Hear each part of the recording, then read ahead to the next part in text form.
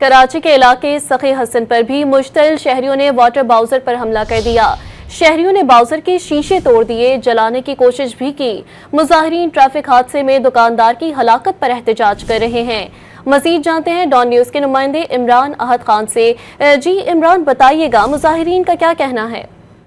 देखिए, बिल्कुल मुजाहिरीन जो है वो सखी हसन पर मौजूद है। मुश्तइल शहरियों का वाटर बाउजर पे हमला किया है। शहरियों ने वाटर बाउजर के तमाम शीशे जो है वो तोड़ दिए हैं, जबकि इसको जलाने की भी कोशिश की गई है। मगर मुश्तइल मुजाहिरीन का ये कहना है कि मंगोपीर में जो दुकानदार हलाकत हुई है, इसके खिलाफ जो है वो ये एहतजाज कर रहे हैं। उनका ये कहना है कि रोज कोई ना कोई ऐसे हादसा जो है वो सामने आ रहे हैं, उसके बावजूद जो है सिंध हुकूमत की जानिब से कोई इकदाम नहीं किए जा रहे हैं कि ये बड़े बड़े जो हाइडेंट के बाहर निकलने वाले टैंकर्स हैं या बड़े बड़े जो ट्रक हैं, इनको कंट्रोल किया जाए कि दिन के औकात ये मेन रोड्स पे न आए।